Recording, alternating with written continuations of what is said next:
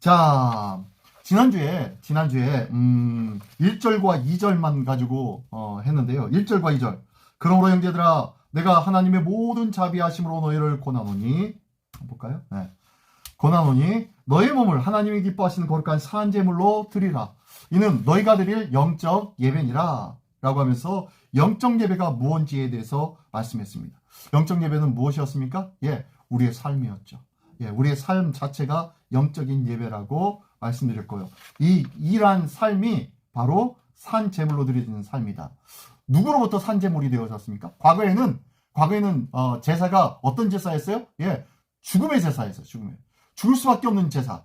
근데 예수 그리스도의 십자가 사건 이후로 그때부터는 뭐가 생겨요? 예, 살아나는 생명의 제사로 바뀌어졌죠. 그래서 거룩한 산 제물로 드릴 수 있는 우리의 영적인 예배, 제물의 예배가 될 수가 있었습니다.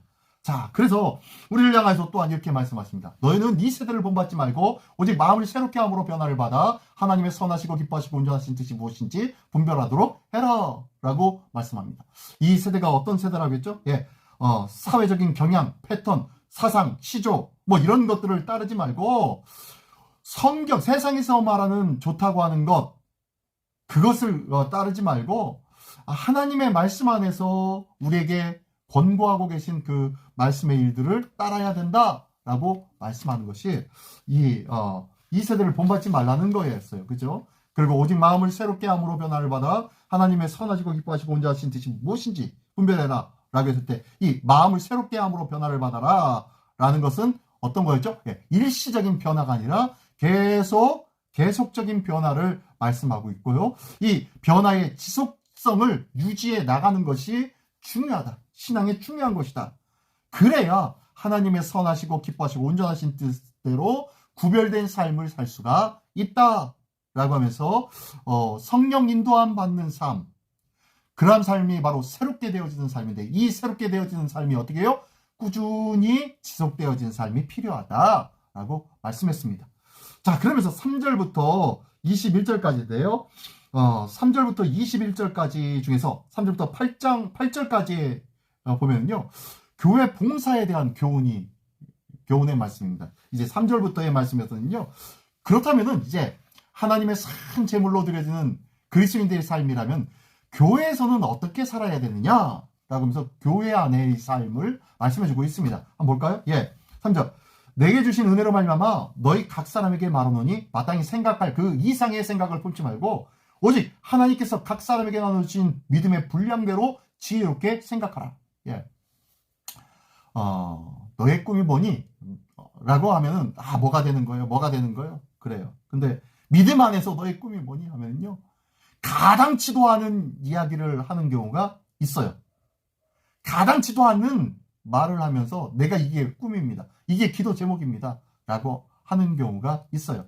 그러면은 많은 분들이 이야 저 사람 진짜 믿음이 대단하네 라고 칭찬해 주기도 하지만 실질적으로 뭐예요? 한마디로 뻥이죠. 뻥. 믿음은 그런 것이 아니에요. 그죠? 믿음은 그런 것이 아닙니다.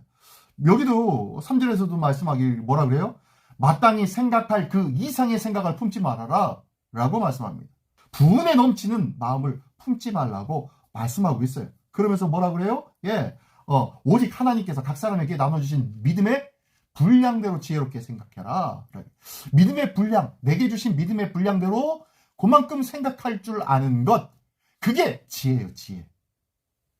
지혜는 뜻밖의 어마어마한 일들을 생각해내고 그것을 도안해내고 고안해서 그것을 이루려고 막 애쓰고 힘쓰고 기도하는 것이 지혜와 믿음이 아니라고요. 하나님께서 주신 믿음이 있으면 그 믿음에 합한 고백과 고안과 그리고 생각이 있게 될 줄 믿습니다. 우리는 믿는 만큼 고백할 수밖에 없는 거예요. 믿는 것 이상으로 고백하는 그것은 잘못된 고백이라는 거예요. 믿음 안에서 믿음의 분량대로 지혜롭게 생각할 줄 아는 하나님의 사람 되기를 원합니다. 예, 그러면서 4절, 5절을 보겠습니다. 우리가 한 몸에 많은 지체를 가졌으나 모든 지체가 같은 기능을 가진 것이 아니니 이와 같이 우리 많은 사람이 그리스도 안에서 한 몸이 되어 서로 지체가 되었느니라. 예, 우리는 여러 명이에요. 교회 안은 여러 명의 사람들, 여러 명의 구성원들이 있습니다. 그 구성원들 나름대로 하나님께서 주신 은혜가 다 각기 다릅니다. 주신 달란트가 다르고요. 주신 하나님의 은혜와 믿음의 분량이 또한 하고자 하는 그들의 역할과 또한 잘하는 것들이 각기 다를 수밖에 없어요. 모두가 다 하나일 수는 없다는 거예요. 그것까지. 근데 내가 이만큼 이런 믿음을 보여줬으니까 다른 사람도 나처럼 해야 돼 라고 생각한다는 것은요, 교만입니다. 하나님께서 내게 주신 은혜의 분량은 내게 맞는 거고요. 또 다른 사람에게는 또 다른 믿음의 분량이 있는 줄 믿습니다. 그러므로 내게 주신 은혜 가지고 다른 사람을 판단하면 된다 안 된다? 안 된다 라는 거예요. 내게 주신 분량대로 그 하나님께 주신 은혜가 있고 또 다른 사람에게는 또 다른 모양으로 나와는 전혀 다른 모양으로 하나님께서 은혜를 주실 수 있다는 것을 기억하시기 바랍니다. 그렇기 때문에 하나님께서 더 위대하고 더 큰 일들을 우리 교회를 통하여서 감당하게 해 주신다는 것 기억하십시오. 왜요? 다양성이에요. 교회 안은 다양성이 있어야 돼요. 다양하지 못하는 획일적인 교회는 더 이상 교회가 아니에요. 교회는 어찌됐든 간에 다양성이 반드시 있어야 될 줄 믿습니다. 예. 그러면서 6절과 7절, 8절까지 볼까요? 예. 우리에게 주신 은혜대로 받은 은사가 각각 다르니 혹 예언이면 믿음의 분수대로, 혹 섬기는 일이면 섬기는 일로, 혹 가르치는 자면 가르치는 일로, 혹 위로하는 자면 위로하는 일로, 구제하는 자는 성실함으로, 다스린 자는 부지런함으로, 긍휼을 베푸는 자는 즐거움으로 할 것이라. 자, 한번 볼까요? 6절에 보니까 우리에게 주신 은혜대로 각각 은사를 주셨는데, 자, 어떤 사람이 예언의 은사를 주셨으면요, 그 예언을 어떻게 해요? 믿음의 분수대로 하라는 거예요. 그 사람에 맞는 믿음의 분량대로 하라는 거예요. 자기 믿음에 벅찬 것들을, 더 큰 것들을 함부로 말하면 안 된다는 거죠. 함부로 고백해서는 안 된다는 거죠. 다른 사람이, 다른 목사님이, 다른 권사님이, 다른 장로님이 얘기했으니까 나도 이 정도는 얘기해야지 라고 하면서 이야기한다면 이거는 잘못된 예언이라는 거죠. 내게 주신 은혜가 있습니다.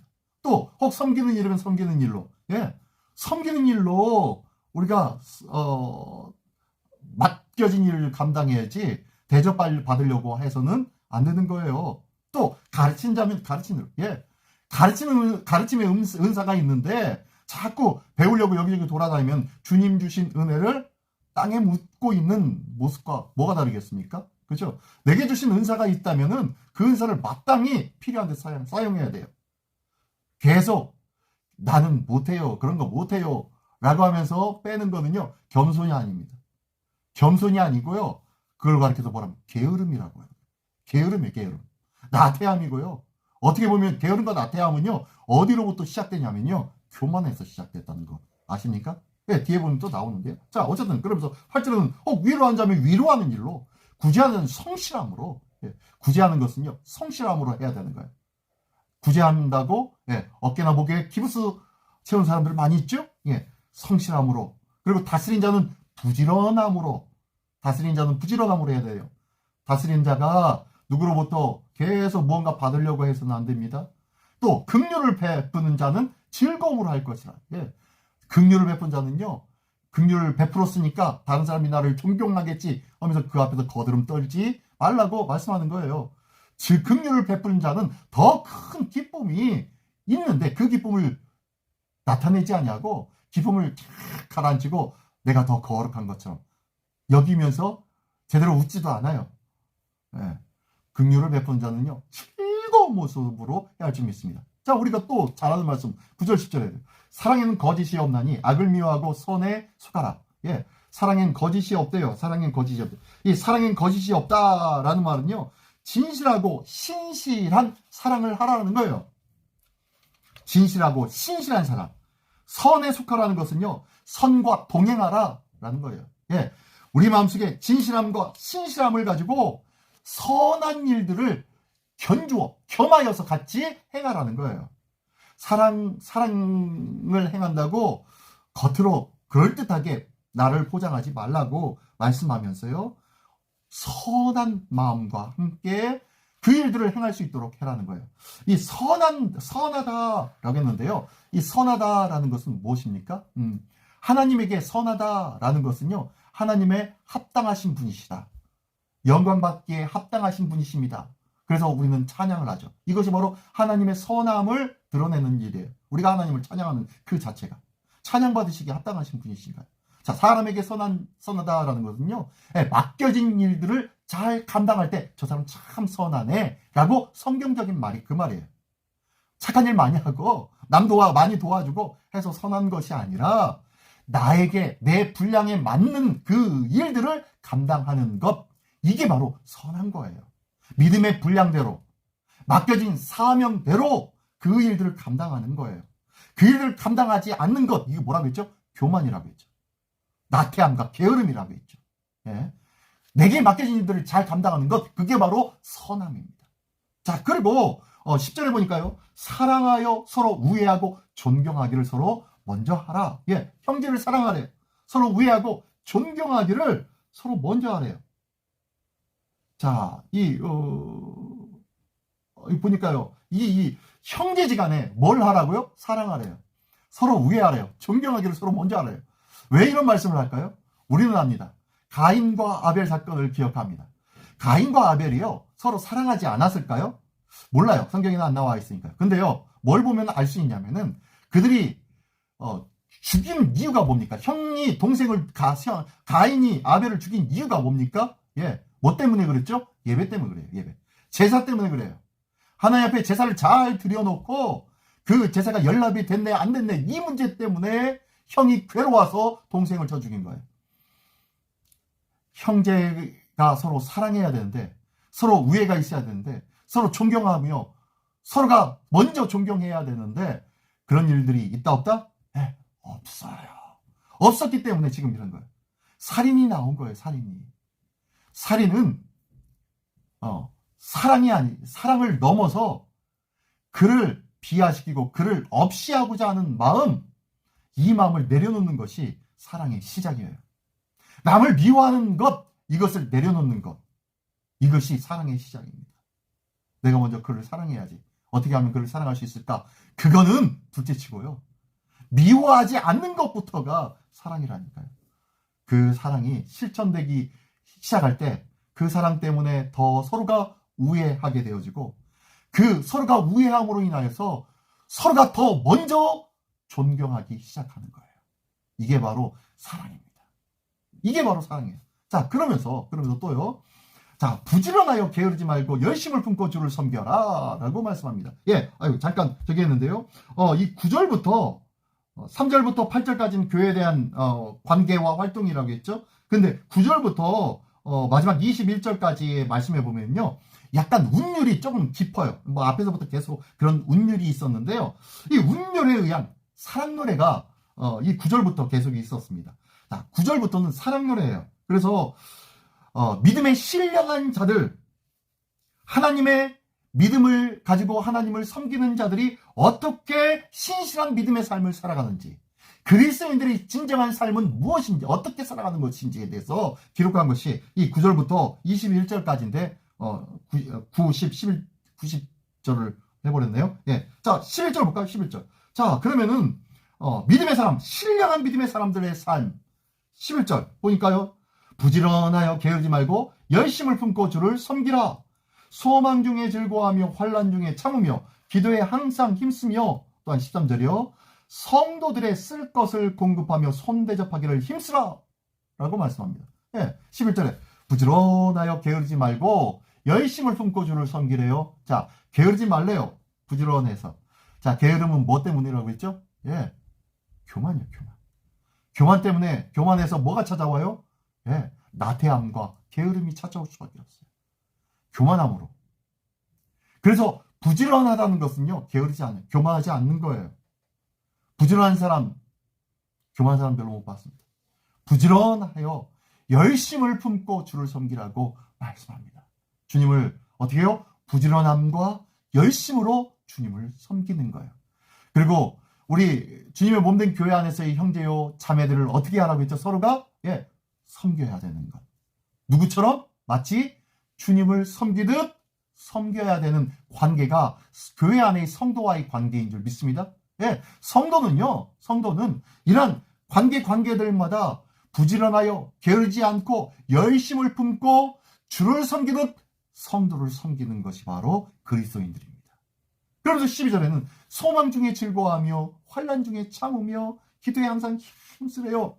기도에 항상 소망 중에 즐거워하고 환난 중에 참으며 기도에 항상 힘쓰며 또 13절에 보니까요. 성도들의 쓸 것을 공급하며 손대접하기를 힘쓰라. 아주 관계에 이런 모습이죠. 소망 중에 즐거워.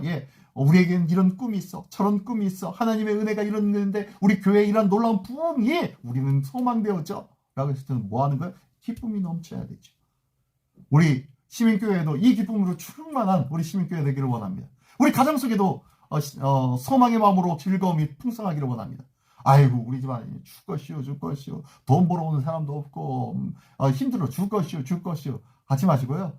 각 영혼마다 주님께서 지켜주시는 놀라운 은혜의 사람이며 그를 통하여서 하나님의 놀라운 계획이 있다는 것을 기대하시기 바랍니다. 이런 기대가 있으면요. 그 가정에는 뭐가 있냐면 소망이 있는 거예요. 이 소망 때문에 기뻐하고 즐거워할 수가 있어요. 왜요? 주님께서 하실 일들을 기대할 수밖에 없기 때문입니다. 그래서 소망 중에 즐거울 수밖에 없고 환난 중에 참습니다. 왜요? 주님의 소망을 알기 때문에. 주님께서 내게 베푸실 소망의 일들을 나는 기대하고 있기에 환난이 있어도 참을 수가 있어요.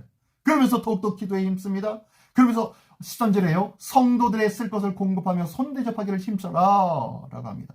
성도들까지 어떻게 해요? 서로가 공급하라고 했죠. 초대교회는요. 자기의 것을 자기의 것으로 하지 아니하고 서로가 서로의 필요의 대로 서로 나누고 섬겼습니다. 이게 초대교회의 모습인데 우리도 서로가 서로를 위해서 공급해줘야 되고 또 많은 사람들이 이런 얘기를 하잖아요. 우리 교회도 초대교회 같은 모습이 있게 해주십시오 라고 하면서 기도하잖아요. 초대교회 같은 모습 참 좋죠. 대단해죠. 근데 지난번인가요? 설교했죠. 그 초대교회에는 뭐가 있었어요? 은혜만 넘치는 것뿐만 아니라요. 하나님의 어마무시한 징계가 나타났죠. 거짓말 행함으로 말미암아 아나니아와 삽비라가 어떻게 해요? 그 자리에서 죽어버렸어요. 왜요? 초대교회였기 때문에. 초대교회는 샘플이 되어져야 하기 때문에요. 어땠다? 엄격했다. 엄격했어요. 하나님께서 구약시대는요. 율법을 허락하시고 율법에 어땠습니까? 엄격하셨어요. 처음에는 엄격하셨어요. 광야 40년 동안 얼마나 엄격하셨는지 하나님께서 백성들이 말 듣지 않자 어떻게 하셨어요? 그들을 어떻게 불뱀을 확 풀어가지고 그들을 물려가지고 죽여버렸어요. 하나님께서 엄격하셨다니까요. 그리고 모세가 시내산 올라갔다 내려오니까 금송아지 만들고 있으니까 어떻게 해요? 그들 다 죽여버려야 하잖아요. 그래서 레위 족속을 세워가지고 이쪽에서 저쪽으로 가는 동안 있는 사람 다 죽이라고 해가지고 다 죽여버렸어요. 3,000명이 넘게 죽었죠. 그리고 하나님 앞에 원망하고 모세를 죽이려고 했던 자를 어떻게 해요? 땅이 갈라져서 거기서 빠져 죽여버렸어요. 다 누구예요? 이스라엘 백성이 그렇게 죽임당했어요. 왜요? 처음은 엄격합니다. 그러니까요, 초대교회처럼 함부로 해서는 안 돼요. 우리 교회가 초대교회처럼 부흥은 그렇게 하면 좋겠지요. 그러나 거기에 뭐요? 하나님의 어마무시한 엄격성이 있었어요. 그러니까 우리 교회가 함부로 그런 말 하는 것 아닙니다. 자, 어쨌든 자, 서로가 공급하며 손대접하기를 힘쓰라. 또 14절 볼까요? 14절부터 17절까지 볼게요. 너희를 박해하는 자를 축복하라. 축복하고 저주하지 말라. 즐거워하는 자들과 함께 즐거워하고 웃은 자들과 함께 울라. 서로 마음을 같이하여 높은 데 마음을 두지 말고 도리어 낮은 데 처하며 스스로 지혜 있는 채 하지 말라. 17절까지요. 아무에게도 악으로 갚지 말고 모든 사람 앞에서 선한 일을 도모하라. 자, 여기 14절부터 17절까지의 말씀에서는요. 함께하는 공동체 구성원의 역할을 말씀해주고 있어요. 함께하는 공동체의 역할. 뭐예요? 첫 번째 14절에 보니까요. 뭐 해야 하라고요? 축복해 주라는 거예요. 저주하지 말고 축복해 주라고 말씀하고 있어요. 그리고 15절에서는 뭐라고요? 함께 하래. 함께. 즐거워하는 자들과 함께 하고 우는 자들과 함께 하라는 거예요. 함께 울라는 거예요. 그들과 함께 즐거워하고 함께 울어줄 줄 아는 함께함의 은혜가 있어야 할 줄 믿습니다. 이게 바로 믿음의 공동체예요. 또 16절에서는 뭐예요? 같은 마음을 품으래요. 근데 같은 마음을 품는데 보니까 같은 마음을 서로 마음을 같이 하여 높은 데 마음을 두지 말고 도리어 낮은 데 처하며 어떻게 해요? 마음을 어떻게 해요? 낮게 맞추라는 거예요. 스스로 지혜 있는 채 하지 말아라. 많이 배웠다고 거리지 말고, 그리고 많은 것을 경험하고 오랫동안 무언가를 했다고 거기서 떵떵거리지 말라는 얘기하고 있어요. 항상 함께하는 자는요, 눈높이를 맞추는 자예요. 이 함께한다라는 이 부분은요, 뭘 상징하냐면 친구가 된다라는 의미예요. 주 안에서 공동체, 믿음의 공동체는요, 그 안에서 형제요, 자매요, 바로 친구의 관계입니다. 친구의 관계. 거기에는요, 높고 낮음이 없어요. 그리고 똑똑하고 무지하고가 없어요. 모두가 다 함께하는 눈높이로 같이 나누고 섬기고 기다려주고 힘을 더해주는 것들이 바로 이 친구의 관계입니다. 친구는 똑똑한 놈은 똑똑한 분이라고 부르지 않아요.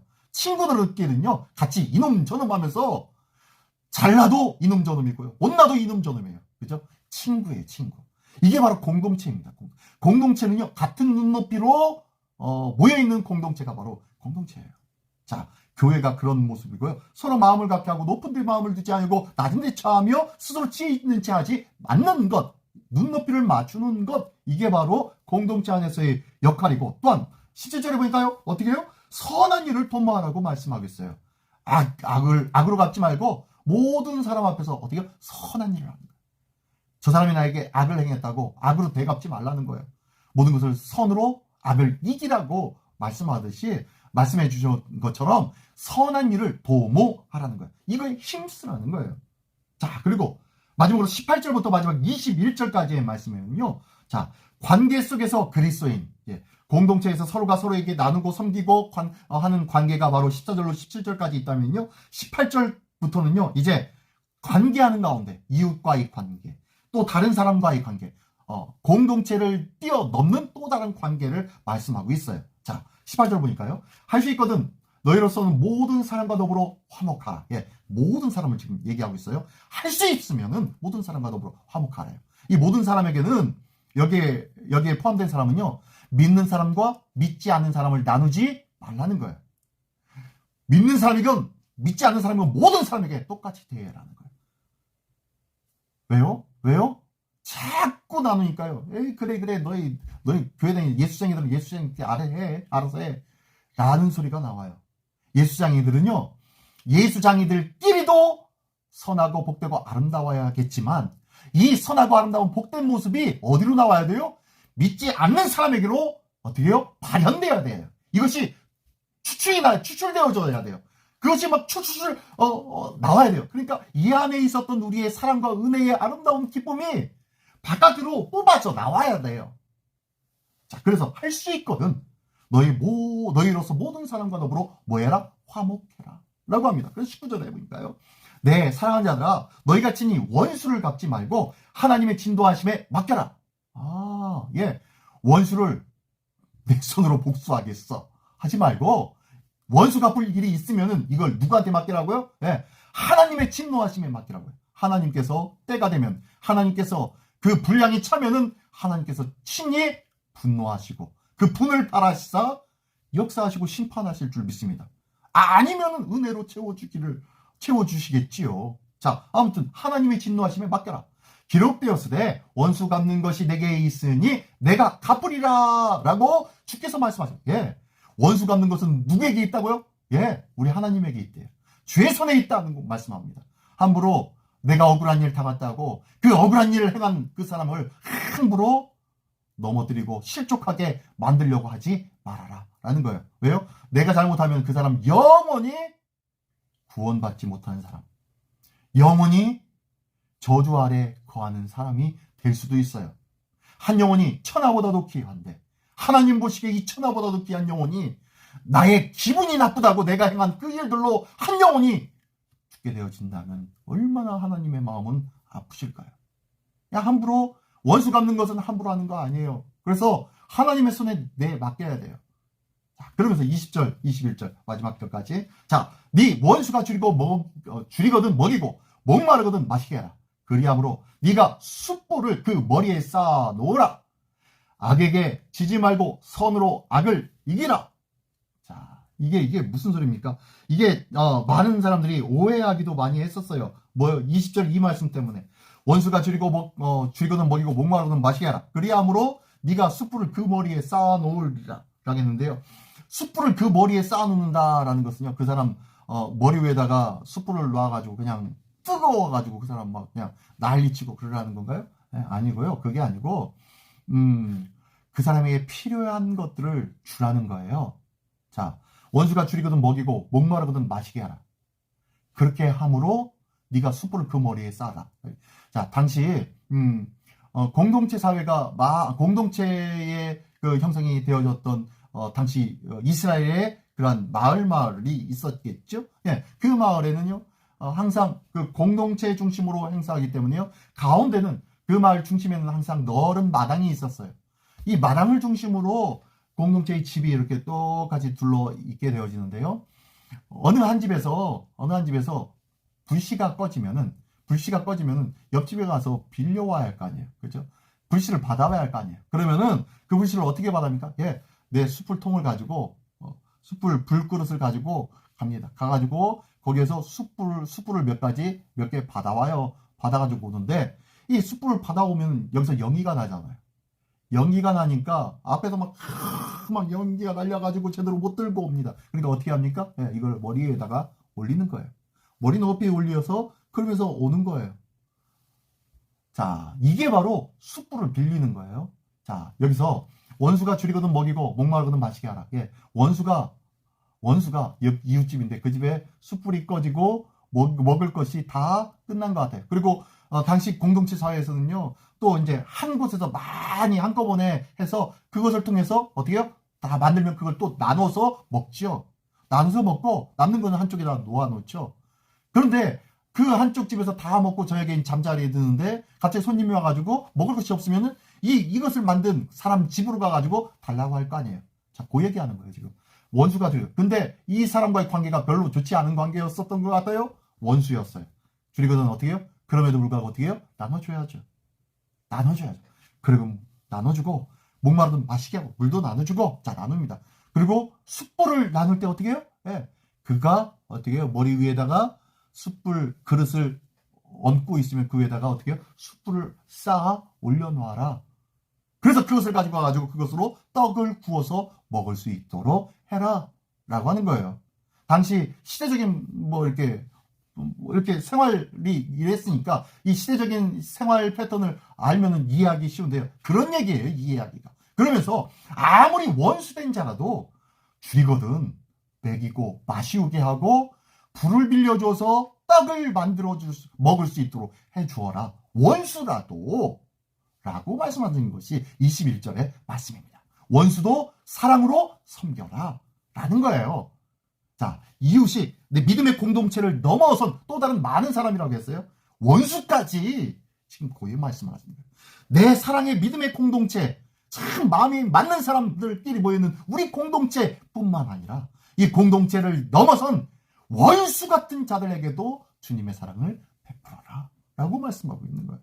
그리고 그러므로 말미암아 21절, 악에게 지지 말고 선으로 악을 이겨라. 앞에서 말씀했었죠. 예, 이게 바로 믿음의 공동체의 모습입니다. 관계 속의 그리스도인, 원래는 함께하는 공동체 구성원들의 역할이 있었어요. 서로가 축복해주고 함께해주고 마음으로 같이 그 눈높이도 맞추고 그리고 선한 일을 도모할 줄 아는 그런 삶. 근데 이것을 넘어서 또 다른 믿지 않는 사람들에게까지, 아니 믿지 않는 사람이 아니라 원수에게까지 그리스도의 사랑을 전파하고 전하는 삶을 말씀하는 것이 18절로 21절까지의 말씀입니다. 그러함을 통해서 이렇게 사랑을 전함으로 인해서 악에게 지지 말고 선으로 악을 이겨라. 선이 뭐였어요? 예, 내게 맡겨주신 것, 내게 맡겨주신 것을 감당할 때 이것이 선한 것이라고 했죠. 예, 내게 맡겨주신 것이 무엇입니까? 예, 사랑. 그래서 사랑을 우리가 받았고 이 사랑으로 풍성하며 이 사랑을 베풀며 나누며 섬기는 자가 그리스도인 아닙니까? 내게 허락하신 것 아니에요. 이게 바로 선이에요. 내게 주신 하나님의 은혜를 나누며 살아가는 것, 이것이 악을 이기는 거예요. 오늘도 악을 이길 수 있는 그리스도인, 악을 이길 수 있는 시민교회가 되기를 예수님의 이름으로 축원합니다. 오늘도 이 귀한 은혜가 풍성한 우리 시민교회가 되기를, 또한 그럼으로 인해서 우리의 관계의 폭이 날마다 넓어지기를 예수님의 이름으로 축원합니다. 기도하겠습니다. 전능하신 주님 감사합니다. 오늘도 전능하신 주님의 은혜를 따라 기도하게 하시고 소망하게 하시고 주님을 바라보게 하여 주시고, 또한 우리가 서로 안에서 믿음 안에서 합력하며 서로 연합하며 나누고 섬길 수 있게 하여 주시니 감사를 드립니다. 또한 오늘 말씀에는 이 믿음의 공동체의 관계를 넘어선 그 밖에 믿음 밖에 있는 사람들에게까지 이르러, 아니 원수에게까지 이르러는 하나님의 은혜의 삶을, 주님께서 맡겨주신 그 사랑을 증거하는 마땅히 감당해야 할 그 선한 삶을 말씀해주고 있었사오니, 아버지 이 귀한 말씀을 따라 오늘도 선을 실천하며 나누기에 부족함 없는 우리 모두가 되게 하여 주시옵소서.